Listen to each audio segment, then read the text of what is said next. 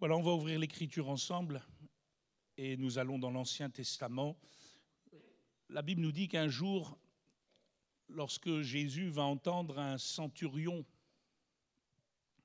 et il faut se rappeler du contexte, un centurion, c'est un représentant de l'ordre impérial occupant.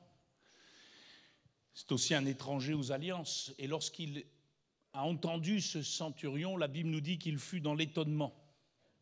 Il dit à ceux qui le suivaient, « Je vous le dis en vérité, même en Israël, je n'ai pas trouvé une aussi grande foi. » Et la question qui jaillit est celle-ci, pour introduire cette nouvelle série de messages. Se peut-il que le Seigneur trouve une foi de plus grande qualité en dehors des enfants de son peuple? La femme grecque, d'origine syro-phénicienne, a aussi été louée par le Seigneur pour la qualité de sa foi. Et dans l'Ancien Testament, il y a un livre entier qui est dédié à ce sujet, dans lequel une étrangère, de surcroît une Moabite, va manifester une foi vertueuse, une foi véritable, par un attachement sans faille au Dieu d'Israël. Elle va ainsi permettre le renouveau dans la vie de sa belle-mère qui avait tout perdu. Et pas que, puisque son investissement dans la piété qui est selon Dieu va renouveler par son mariage toute l'espérance du peuple d'Israël qui, au temps des juges, était disloqué, malmené par les errances des uns et des autres. Vous l'aurez reconnu, c'est l'histoire de Ruth. L'histoire de celle qui a donné naissance à un fils, Obed, qui signifie le serviteur, dont la descendance, David, l'homme selon le cœur de Dieu, va s'asseoir sur le trône de Jérusalem pour déboucher enfin, quelques centaines d'années plus tard, sur l'arrivée du Messie promis, celui que nous adorons, Jésus-Christ, né de Marie par le Saint-Esprit, mais dont la généalogie ne taira pas le nom de cette jeune Moabite, puisqu'il est dit dans Matthieu 1, verset 5, « Boaz engendra Obed de Ruth, Obed engendra Isaïe, Isaïe engendra David, et nous savons que David, par sa lignée, engendra Jésus. » Ruth, ou la foi vertueuse. C'est le titre de cette nouvelle série de messages, quelques messages centrés sur ce magnifique récit de l'amour profond d'une belle-fille envers sa belle-mère, de l'amour profond de cette jeune femme envers celui qui va la prendre et la racheter, et de l'amour profond finalement de celle qui va être une femme de valeur, envers celui qui est devenu son Dieu. Autant, il faut le dire, des plus pénibles circonstances de l'existence, lorsque la mort emportera tout sur son passage sans laisser d'héritage. Parce que nous notons tout de suite que la démarche de Ruth dans la foi va contraster avec celle d'Israël à cette époque.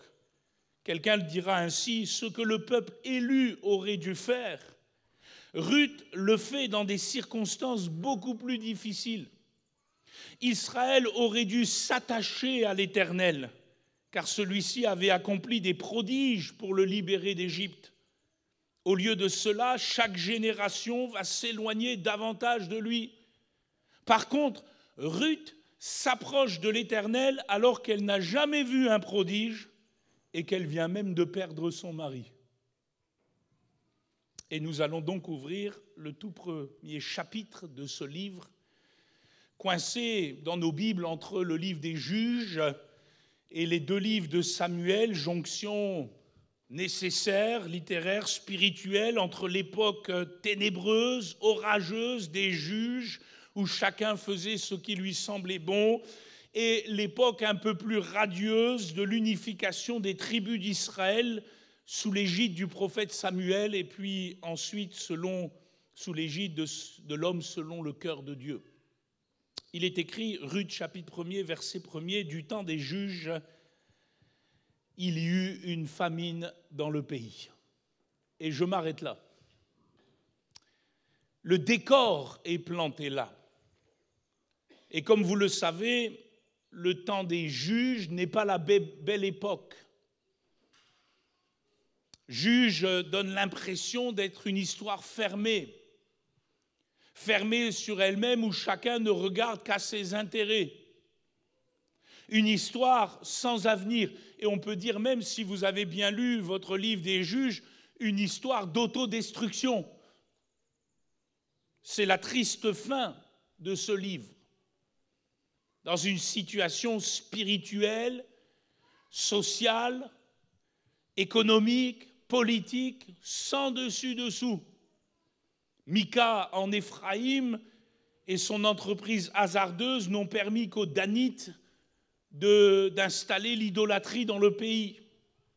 Et puis le Lévite anonyme qui séjournait à l'extrémité d'Éphraïm, prenant une concubine de Bethléem, n'a permis que l'impensable chez les Benjamites. Et si vous avez bien fait attention à ce moment-là, et ça c'est important pour lier le livre de Juges et le livre de Ruth, Bethléem est un carrefour spirituel. Ceux qui s'en éloignent, comme ce Lévite à la fin des Juges qui prend cette concubine de Bethléem et qui s'en éloigne pour aller habiter à Gibéa, vont être en grande difficulté. Alors quand le narrateur de notre récit, et on peut relire maintenant le verset 2, nous dit qu'au temps des Juges, il y eut une famine dans le pays et qu'un homme de Bethléem de Juda partit avec sa femme et ses 2 fils pour faire un séjour dans le pays de Moab, il y a de quoi frémir. On va se dire, mais qu'est-ce qu'il va encore y arriver ? Et c'est ce qui se produit. Élimélec, ce fameux homme de Bethléem de Juda, part avec sa femme, Naomi, ses 2 fils, Machlon et Kiljon, et puis malheureusement là-bas, ils vont mourir sans raison apparente. Mais la grâce de Dieu va travailler au sein de ce malheur. L'Éternel, par l'intermédiaire de Ruth, va complètement changer la donne. Alors qu'au temps des juges, il n'y avait point de roi en Israël, voilà que le Seigneur, par l'intermédiaire de cette jeune étrangère, va non seulement façonner la matrice royale par excellence en mettant en place de manière rédemptrice la lignée du Messie, mais il va faire surtout de Bethléem le village de la grâce, au point que quelques siècles plus tard, saisi par l'esprit prophétique, Michée pourra dire « Et toi, Bethléem Ephrata, petite entre les milliers de Juda, de toi sortira pour moi celui qui dominera sur Israël et dont l'origine remonte aux temps anciens, aux jours de l'éternité. Amen. » Ruth, la Moabite, est au cœur de tout cela. Et c'est notable, frères et sœurs, parce que l'histoire des Moabites dans l'Ancien Testament n'est pas très reluisante. Si vous connaissez votre Bible, les Moabites sont une peuplade née de l'inceste d'une fille avec son père. Une peuplade en plus hostile à l'arrivée d'Israël en pays promis, en lui refusant le pain et l'eau lors de son passage. Une peuplade qui a même fait chuter du temps de Balaam les fils d'Israël dans l'impureté, la fornication et l'impudicité. Une peuplade qui, dans la loi de Moïse, selon le Deutéronome, ne pouvait pas entrer dans la tente de la rencontre. C'est dire que Ruth, elle part de très loin avec Dieu. De très très loin. Mais finalement, ce n'était pas mieux en Israël. Tamar a aussi eu une relation bancale avec Juda. Israël n'a pas été beaucoup plus à la hauteur que les Moabites en termes d'hostilité et d'idolâtrie. Et que dire des péchés abjects des uns et des autres au temps des juges. Alors cela nous enseigne, frères et sœurs, que finalement, avec le Seigneur, ce qui compte, c'est l'esprit et non la chair. C'est la foi et non le sang. Si le livre des Juges condamne l'éloignement du peuple élu de Dieu et sa dissolution dans le péché, le livre de Ruth va relever le rapprochement d'une étrangère vers le Dieu de l'Alliance. Et assurément, nous pouvons conclure avec Jésus que ce qui est né de la chair est chair, mais ce qui est né de l'esprit est esprit. Après avoir dit ces choses qui fixent tout le cadre du récit dans lequel nous allons plonger nos regards, on va lire ce premier chapitre et en poursuivre la lecture alors qu'Élimélec part avec sa femme, ses 2 fils, dans le séjour de Moab. Il est dit, arrivés au pays de Moab, ils y fixèrent leur demeure. Élimélec, mari de Naomi, mourut et elle resta avec ses 2 fils. Ils prirent des femmes moabites, dont l'une se nommait Orpa et l'autre Ruth, et ils habitèrent là environ 10 ans. Machlon et Kiljon moururent aussi tous les 2, et Naomi resta privée de ses 2 fils et de son mari. Puis elle se leva, elle et ses belles-filles, afin de quitter le pays de Moab, car elle apprit au pays de Moab que l'Éternel avait visité son peuple et lui avait donné du pain. Elle sortit du lieu qu'elle habitait accompagnée de ses 2 belles-filles, et elle se mit en route pour retourner dans le pays de Juda. Naomi dit alors à ses 2 belles-filles, « Allez, retournez chacune à la maison de sa mère. Que l'Éternel use de bonté envers vous, comme vous l'avez fait envers ceux qui sont morts et envers moi. Que l'Éternel vous fasse trouver à chacune du repos dans la maison d'un mari. » Et elle les baisa. Elles élevèrent la voix et pleurèrent, et elles lui dirent, « Non, nous irons avec toi vers ton peuple. » Naomi dit, « Retournez, mes filles, pourquoi viendriez-vous avec moi? Ai-je encore dans mon sein des fils qui puissent devenir vos maris? Retournez, mes filles, allez, je suis trop vieille pour me remarier. Et quand je dirai, j'ai de l'espérance, quand cette nuit même je serai avec un mari et que j'enfanterai des fils, attendriez-vous pour cela qu'ils eussent grandi? Refuseriez-vous pour cela de vous marier? Non, mes filles, car à cause de vous, je suis dans une grande affliction de ce que la main de l'Éternel s'est étendue contre moi. » Et elles élevèrent la voix et pleurèrent encore. Orpa baisa sa belle-mère, mais Ruth s'attacha à elle. Naomi dit à Ruth, « Voici, ta belle-sœur est retournée vers son peuple et vers ses dieux. Retourne, comme ta belle-sœur. » Ruth répondit, « Ne me presse pas de te laisser, de retourner loin de toi. Où tu iras, j'irai. Où tu demeureras, je demeurerai. Ton peuple sera mon peuple, ton Dieu sera mon Dieu. Où tu mourras, je mourrai et j'y serai enterré. Que l'Éternel me traite dans toute sa rigueur, si autre chose que la mort vient à me séparer de toi. » Naomi, la voyant décidée à aller avec elle, cessa ses instances. Elles firent ensemble le voyage jusqu'à leur arrivée à Bethléem. Et lorsqu'elles entrèrent dans Bethléem, toute la ville fut émue à cause d'elles, et les femmes disaient, « Est-ce là Naomi ?»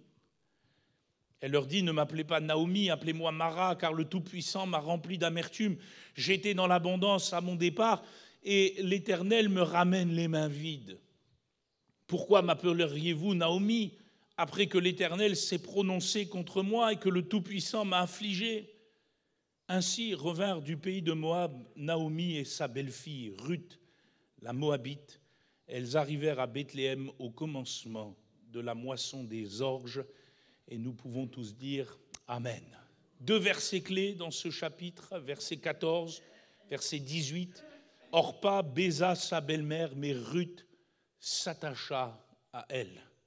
Naomi, verset 18, la voyant décidée à aller avec elle, cessa ses instances. Amen. Et de ces 2 versets que je laisse sur votre cœur, je tire la première pensée qui est pour nous aujourd'hui sur la foi vertueuse, la foi véritable, que j'intitule la foi attachée. La foi attachée. Parce que frères et sœurs, chers amis, avec Dieu, tout commence là. L'attachement. Toute foi véritable, Toute foi vertueuse commence dans l'attachement. Ruth s'attacha à Naomi. Elle s'attacha au Seigneur. Où tu iras, j'irai. Où tu demeureras, je demeurerai. Ton Dieu sera mon Dieu. Ton peuple sera mon peuple. Et le verbe attacher, Ruth s'attacha, c'est le verbe dabak en hébreu, qui est le verbe que Dieu emploie à l'origine pour parler de l'attachement entre un homme et une femme dans les liens du mariage. Genèse chapitre 2, verset 24, c'est pourquoi l'homme quittera son père et sa mère, s'attachera à sa femme et ils deviendront une seule chair. Amen. Et par l'attachement, Ruth devient l'exemple, le type même de la femme de foi qui aime le Seigneur de tout son cœur et qui aime son prochain comme soi-même. Et pourtant, frères et sœurs, Ruth est une jeune veuve. Elle a tout son avenir devant elle si elle reste à Moab. Elle peut, comme Orpa, sa sœur, qui signifie nuque en hébreu, elle peut tourner la tête, elle peut virer, tirer un trait sur le passé, elle peut oublier Naomi dont elle ne peut plus rien espérer, elle peut se fabriquer une autre vie, elle peut librement retourner dans la maison de sa mère, elle peut librement retourner vers ses dieux, d'autant plus que le Dieu d'Israël n'a pas fait grand-chose pour empêcher la mort de son mari. Elle peut retourner loin de Naomi. D'ailleurs, cette dernière, au verset 16, n'hésite pas à la presser, avec un certain rudoiement dans le texte original. Mais la Bible nous dit que Ruth est décidée. La voyant décidée, ametz, déterminée, audacieuse, courageuse, forte. Frères et sœurs, c'est la foi attachée, la foi d'Abak, la foi nouée, fixée, reliée, liée, soudée, collée, agrippée. Et je pose la question, mon frère, ma sœur, à quoi es-tu attaché? Ou plutôt, à qui es-tu attaché? Où tu iras, j'irai, où tu demeureras, je demeurerai. Ton peuple sera mon peuple, ton Dieu sera mon Dieu. Où tu mourras, je mourrai, j'y serai enterré. Que le Seigneur me traite dans toute sa rigueur. C'est une expression très forte. Si autre chose que la mort vient à me séparer de toi. Quelle déclaration de foi. Quelle fermeté de cœur, quel engagement. Et frères et sœurs, si nous désirons être comptés parmi celles et ceux qui ont la foi selon Dieu, la foi qui lui est agréable, alors nous devons apprendre de bien précieux de la foi de Ruth.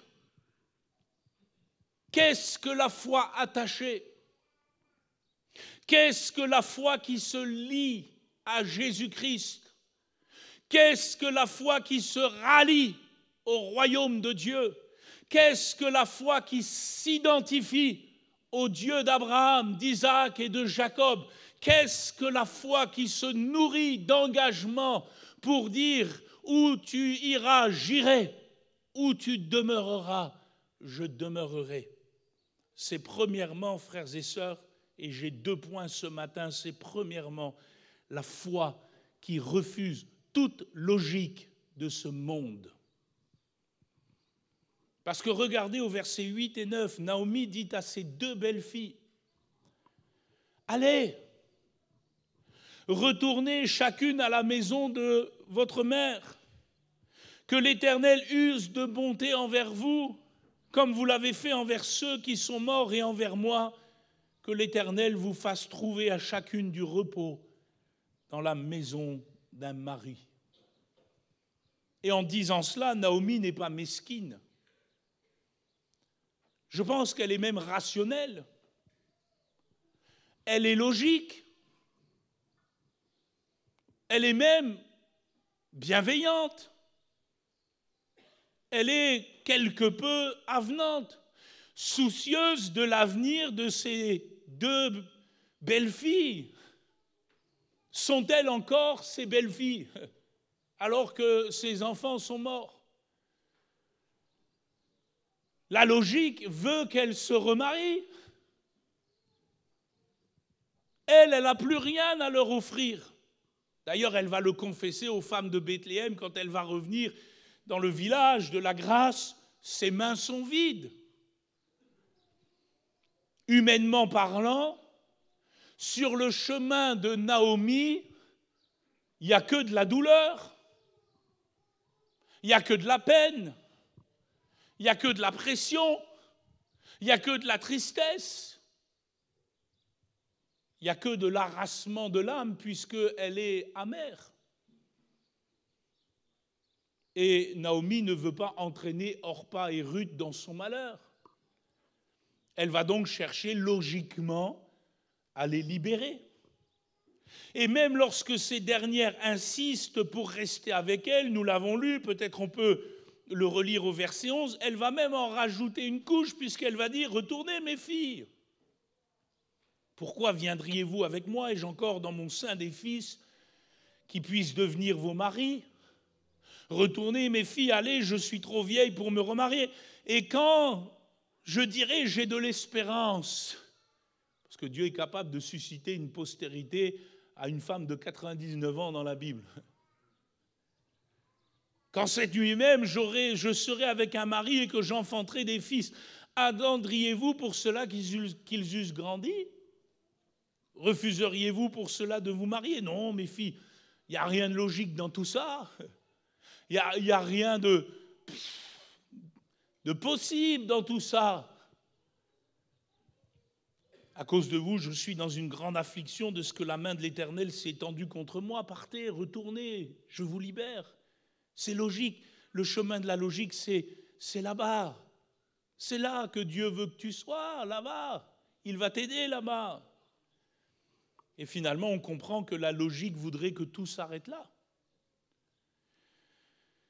La logique voudrait qu'une page se tourne et que Ruth, comme Orpa, tourne le dos à Naomi et tourne le dos à ce chemin douloureux qui semble être une impasse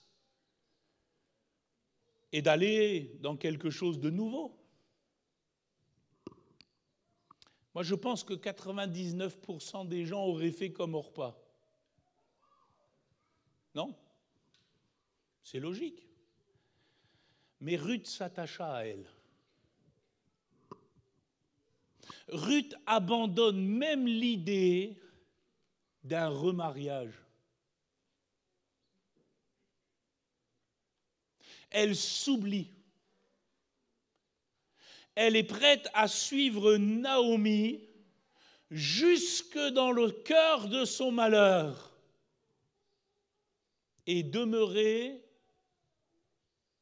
sous son toit, sous sa couverture, aussi précaire et instable soit-elle.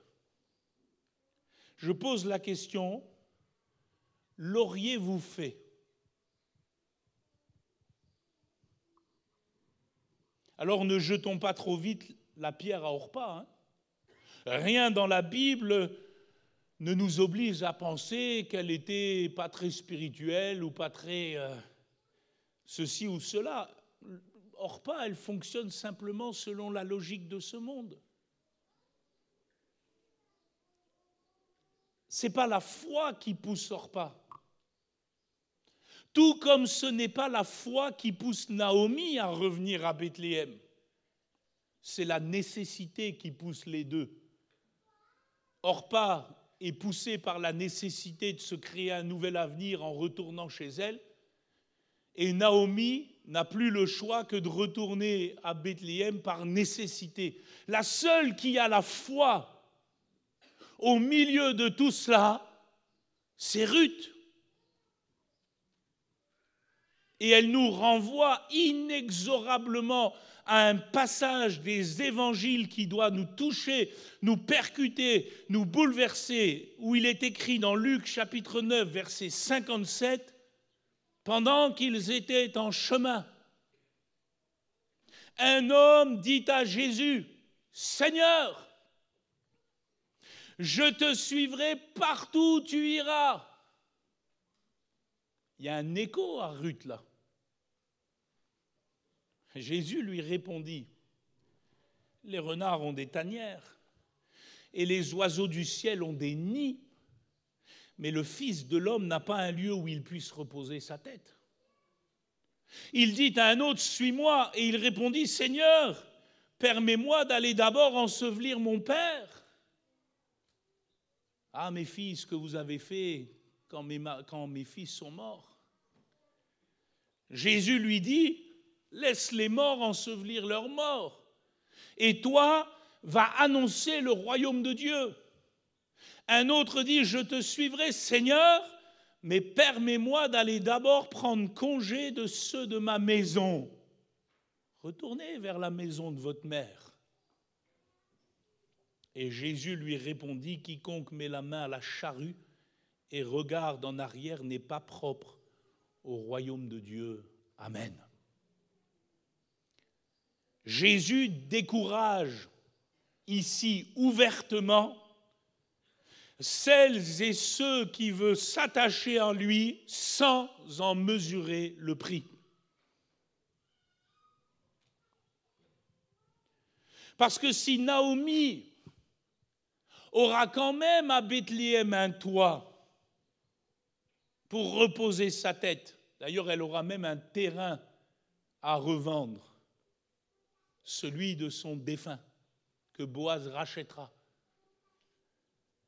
Il faut quand même se dire que Jésus, quant à lui, n'a aucune couverture sociale, économique, ou quelle que soit la sorte de couverture matérielle que nous pourrions penser avoir avec lui. Les renards ont des tanières, les oiseaux du ciel ont des nids. Jésus, frères et sœurs, c'est très fort ce que je suis en train de vous dire. Jésus, ici-bas, n'a aucun lot pour t'assurer. Si tu suis Jésus seulement pour un toit, un terrain ou je ne sais quoi, tu es le plus malheureux des hommes. Parce que le toit de Jésus, la couverture de Jésus, c'est la demeure céleste de son Père. Il n'a rien d'autre à te proposer. Si Naomi a pu enterrer ses morts avec l'aide et l'assistance d'Orpa et de Ruth, qui ont fait, je cite, ce qu'il fallait, Jésus nous demande d'être prêts à laisser les morts ensevelir leurs morts et d'annoncer le royaume de Dieu. Non pas qu'il ne faille pas se mettre en peine quand l'un des nôtres passe par la mort, mais qu'il nous faille être prêts, frères et sœurs, en tout temps, en toute occasion, favorables ou non, à mettre le règne de Dieu en premier.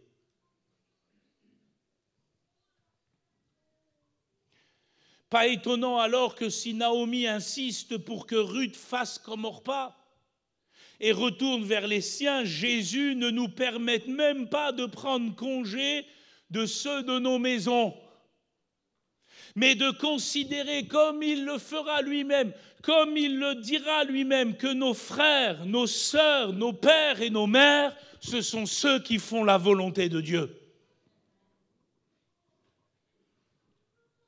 Ça ne veut pas dire le reniement de nos familles de sang, car celui qui ne s'occupe pas des siens est pire qu'un infidèle, mais cela sous-entend que la foi qui s'attache au Dieu d'Israël révélé en Jésus-Christ est la foi qui s'efface, qui renonce à soi-même, qui porte sa croix et qui ne regarde qu'au royaume des cieux.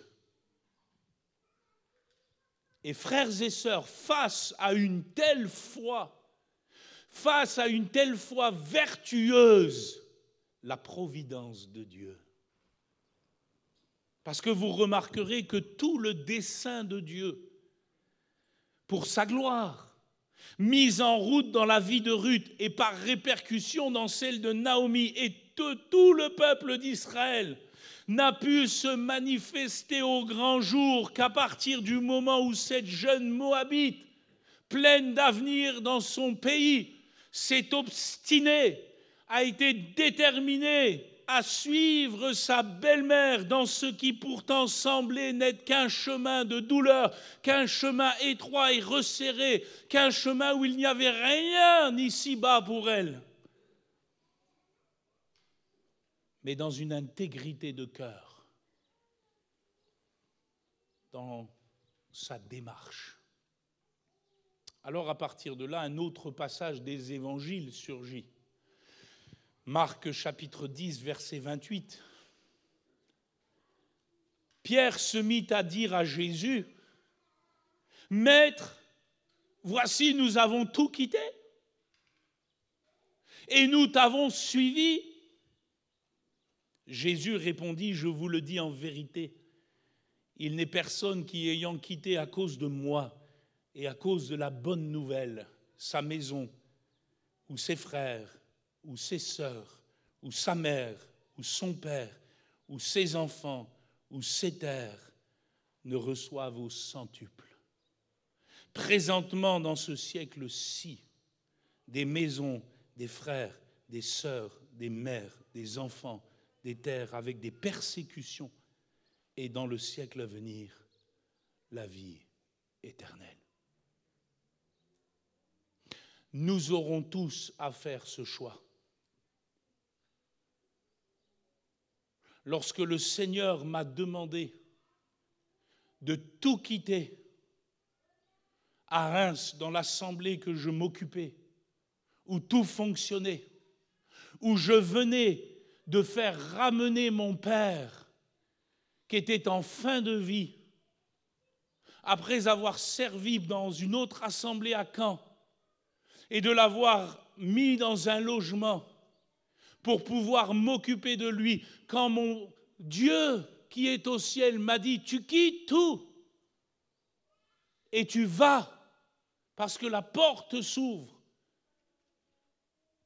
j'ai vu les larmes dans les yeux de mon père, me disant « Philippe, pars dans une année ». Et il aurait été logique que je m'occupe de lui. Il aurait été logique que je reste et que je m'occupe de sa santé pour le peu de mois qui lui restait. Humainement, j'aurais aimé le faire. Et quand je les ai pris à l'aéroport et que j'ai vu mon père nous dire au revoir, je savais au fond de mon cœur que la prochaine fois que je le verrai, ce serait la dernière. Dans la grâce de Dieu, il est venu ici, n'est-ce pas? Dans la grâce de Dieu, quelques messages apportés ici dans des assemblées à Mayotte. Et ensuite, c'était fini. Mais j'ai dit, Seigneur, où tu veux que je sois, j'irai. Où tu veux que je prêche l'Évangile, j'irai. Où tu veux que je m'installe pour un temps, j'irai. Car ma cité à moi, elle n'est pas en bas. Mon pays à moi, il n'est pas en bas. Mes cieux à moi ne sont pas en bas. Mes trésors ne sont pas en bas. Mes frères, mes sœurs, ce sont ceux qui font la volonté de Dieu. Et ils sont là aujourd'hui.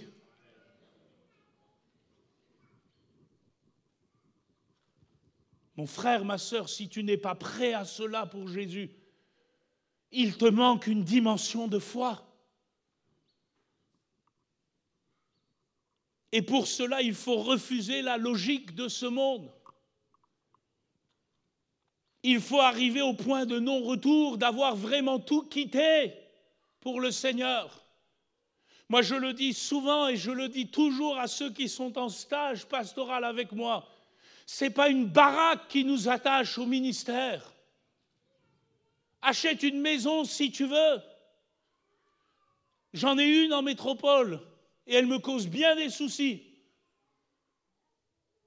Mais si tu n'es pas prêt à la quitter, si tu n'es pas prêt à marcher par la foi pour servir le Seigneur, je t'en prie, reste dans ton travail. Ne le quitte pas, ne sors pas pour entrer dans le ministère. Tu vas te planter. Paul a eu ce carrefour dans sa vie. Sur le chemin de Damas, où il rencontre la lumière du monde. Il explique dans Philippiens chapitre 3, verset 4, son choix, sa décision semblable à celle de Ruth, qui, je le répète, était une jeune veuve, de tout quitter pour le Seigneur. Et il dira ceci, moi aussi, cependant, j'aurai sujet de mettre ma confiance en la chair. Si quelque autre croit pouvoir se confier en la chair, je le puis bien davantage, moi, circoncis le 8e jour, de la race d'Israël, de la tribu de Benjamin, hébreu, né d'hébreu, quant à la loi pharisien, quant aux zèles persécuteurs de l'Église, irréprochables à l'égard de la justice de la loi, mais ces choses qui étaient pour moi des gains, je les ai regardées comme une perte à cause de Christ. Et même je regarde toutes choses comme une perte à cause de l'excellence de la connaissance de Jésus-Christ, mon Seigneur. Et je souligne ça, pour lequel j'ai renoncé à tout. À tout. Et je les regarde comme de la boue, afin de gagner Christ. Jésus-Christ, mon Seigneur, pour lequel j'ai renoncé à tout. Est-ce la déclaration de ton cœur? Es-tu attaché à Jésus jusque-là? Si le Seigneur te dit, vends tout ce que tu as, donne-le aux pauvres et suis-moi, quelle sera ta réaction? Quel sera le niveau de ton engagement? Je crains qu'il y ait beaucoup d'orpas parmi le peuple de Dieu. Non pas des gens à la nuque raide, mais à la nuque pivotante, qui regardent en arrière, qui font comme la femme de Lot, qui se perdit sur le chemin de sa délivrance. Frères et sœurs, solennellement, je vous rappelle que notre cité à nous, elle n'est pas en bas. Amen. Notre royaume à nous, il n'est pas en bas. C'est droit devant qu'il nous faut regarder. Nous attendons le siècle à venir. Et face à cela, frères et sœurs, les calculs et la logique du monde est à proscrire. Le temps n'est plus à nos plans. Nos arrières, frères et sœurs, sont déjà assurés parce que Jésus nous a aimés et il s'est livré pour nous et il nous a rachetés à un grand prix. Les raisons de ce monde ne sont raisonnables que pour celles et ceux qui n'ont qu'un attachement partiel au Seigneur. Et je prie que tu ne fasses pas partie de ce groupe-là, de ceux qui ne sont attachés que superficiellement au Seigneur.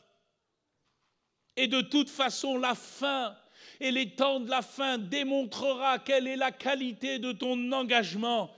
Parce que tout comme les turbulences et les secousses imprévues de la mort successive d'Elimelech, de Maclon et de Kiljon ont démontré quelle était la nature de l'attachement spirituel d'Orpa d'un côté et de Ruth de l'autre côté, les temps terribles et difficiles qui s'annoncent vont démontrer la qualité de ta foi. Tu seras une Orpa ou tu seras une Ruth. C'est la foi attachée qui fera la différence. Et nous ne sommes attachés qu'à Jésus. Jésus-Christ.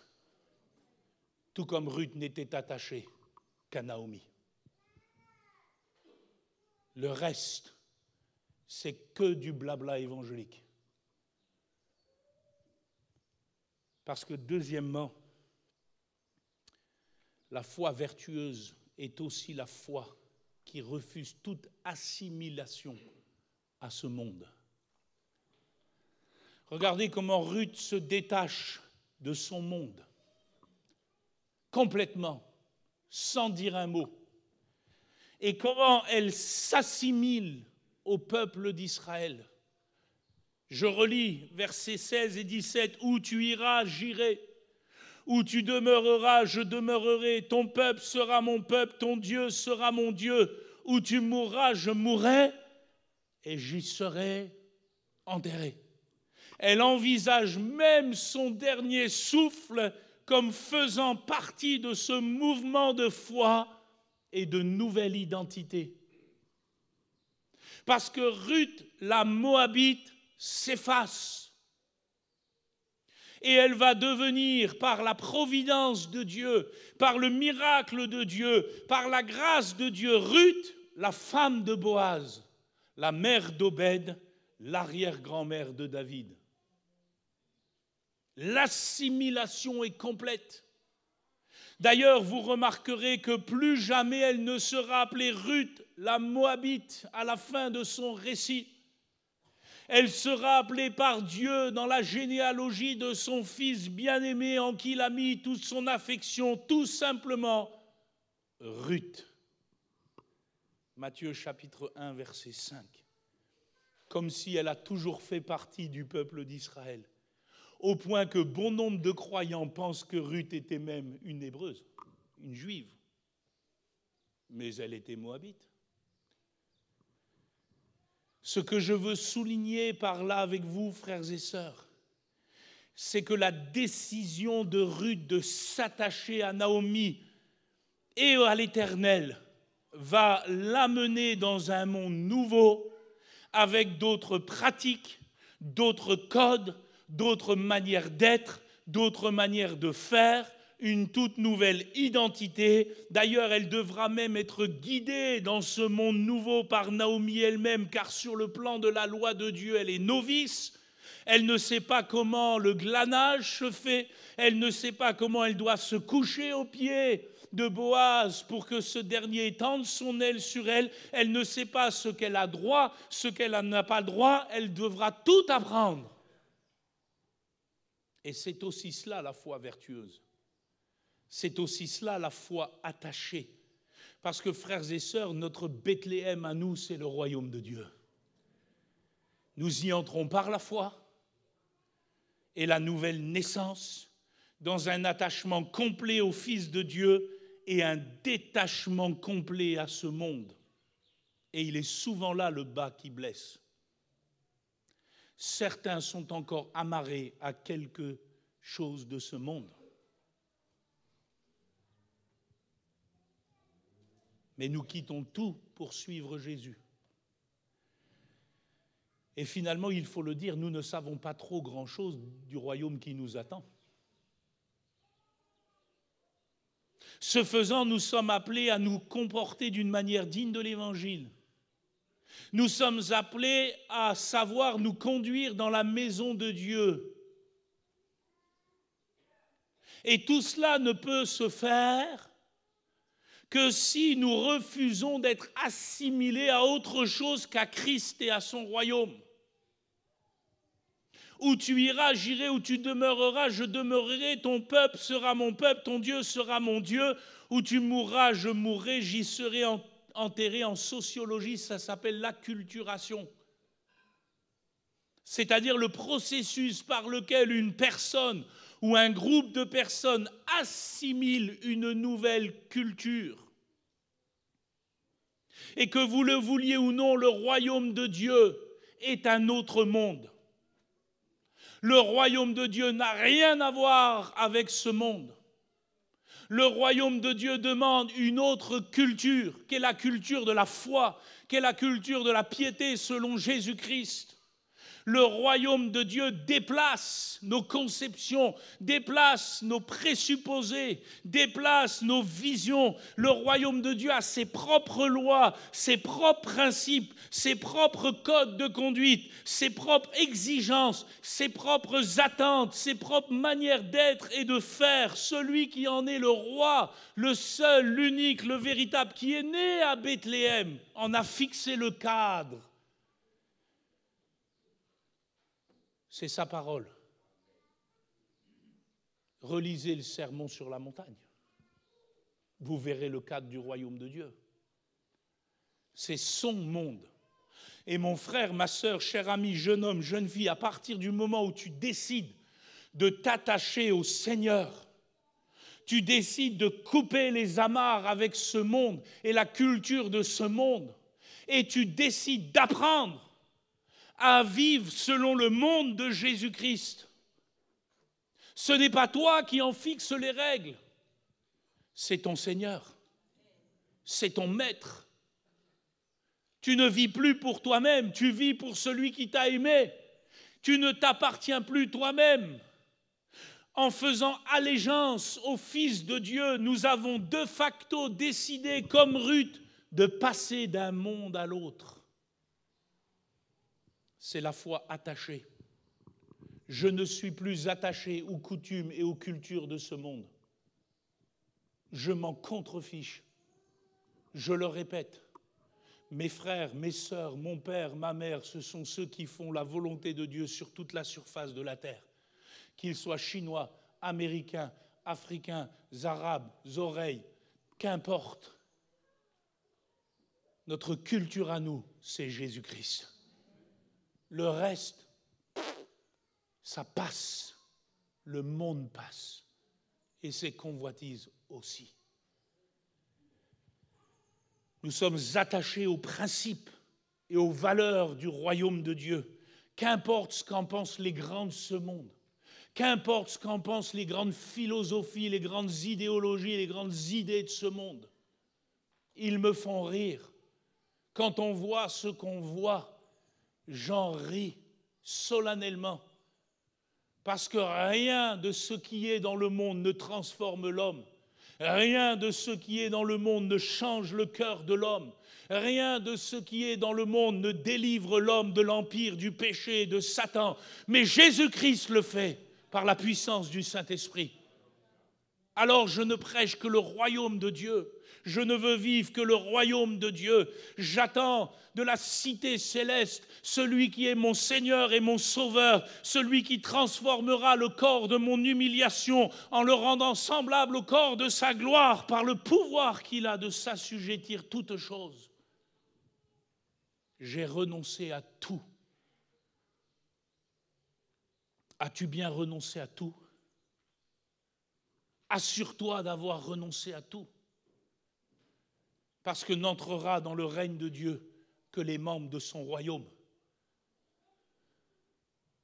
Et parfois on peut être comme cet homme qui est dans la salle des noces dans cette parabole, qui se retrouve au milieu des membres du royaume mais qui n'en a pas l'habit, qui a oublié certaines choses. Regardez Paul, circoncis le 8e jour, de la race d'Israël, de la tribu de Benjamin, hébreu né d'hébreu. Ça, c'est terrestre, n'est-ce pas? C'est terrestre, ça. Ça, c'est d'en bas. C'est ce qui nous caractérise selon les normes d'en bas. Mais à la fin de sa vie, après avoir cheminé avec Jésus, servi le Seigneur, avoir tout quitté, regardez ce qu'il dit. Avec les Juifs, j'ai été comme Juif, afin de gagner les Juifs. Avec ceux qui sont sous la loi, comme sous la loi, que je ne sois même pas sous la loi, afin de gagner ceux qui sont sous la loi. Avec ceux qui sont sans loi, comme sans loi, quoique je ne sois point sans la loi de Dieu, étant sous la loi de Christ, afin de gagner ceux qui sont sans loi. J'ai été faible avec les faibles, afin de gagner les faibles. je me suis fait tout à tous, afin de s'en sauver de toute manière quelques-uns. Libre à l'égard de tous, je me suis rendu le serviteur de tous, afin de gagner le plus grand nombre. Voyez-vous, très souvent, ce qui coince dans l'avancement du royaume de Dieu, ici-bas, c'est que ceux qui prétendent en être membres vivent encore selon ce monde.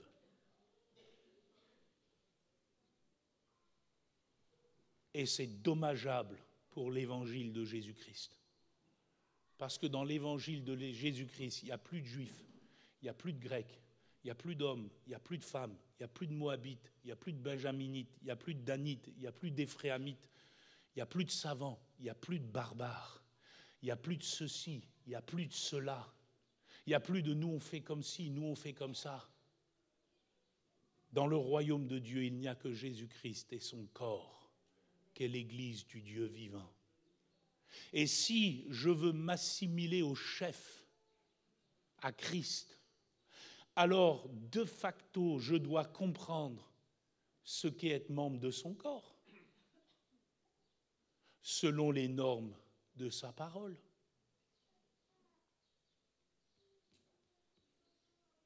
Et c'est cela, notre acculturation. Bien que nous restions ce que nous sommes ici-bas dans cette première création, oserais-je vous rappeler, frères et sœurs, que nous sommes assis dans les lieux célestes en Christ. Amen. Nous sommes postés ici, ensemble, à la réunion pour un temps. Mais notre patrie à nous, elle est dans les cieux. Notre chef à nous, il est dans les cieux. Amen. Alléluia. Alors, je termine et je pose ces questions. Peut-être l'équipe peut revenir pour préparer un cantique. Es-tu de plus en plus attaché au Seigneur? Es-tu de plus en plus attaché à son royaume, à ses valeurs, à ses principes, à ses modalités? Est-ce que tu t'es détaché profondément de ce monde? Ou as-tu encore quelques amarres qu'il faut rompre? Jeune homme, jeune fille, veux-tu faire comme Ruth et choisir de marcher, certes, sur le chemin étroit et resserré de celui qui est né à Bethléem, mais chemin qui débouche à la gloire? Ou vas-tu rester sur l'autoroute de ce monde qui ne mène qu'à la perdition? Vas-tu tourner ta nuque comme Orpa pour faire ce qui te semble bon? Restes-tu encore lié par des caractéristiques de ce monde qui te font tourner la tête? Celui qui aime son père ou sa mère plus que moi n'est pas digne de moi, dit Jésus. Celui qui aime son fils ou sa fille plus que moi, ça c'est dur, hein, n'est-ce pas? Ça c'est dur. Mais n'est pas digne de moi. Pourquoi, frères et sœurs, Jésus dit cela? Parce qu'il est Dieu. Moi j'ai toujours dit, soit Jésus est Dieu ou un fou ou un menteur. S'il est un fou et un menteur, fais ce qui te plaît. Envoie balader ce livre. Va vivre ta vie. Mais s'il est Dieu, soumets-toi à sa seigneurie.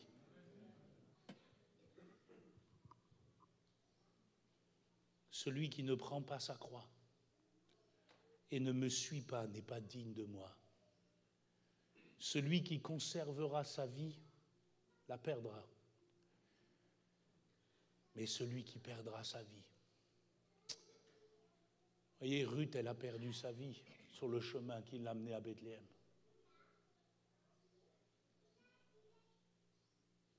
Mais celui qui perdra sa vie à cause de moi il la retrouvera. Où tu iras, j'irai. Où tu demeureras, je demeurerai. Ton peuple sera mon peuple. Ton Dieu sera mon Dieu. Où tu mourras, je mourrai. Et j'y serai enterré. Amen. Merci pour ta parole. Levons-nous ensemble, frères et sœurs, glorifions le Seigneur. Merci pour les saintes Écritures. Merci pour tout ce que tu nous accordes, tout ce que tu nous apportes ce matin. Merci encore, Seigneur.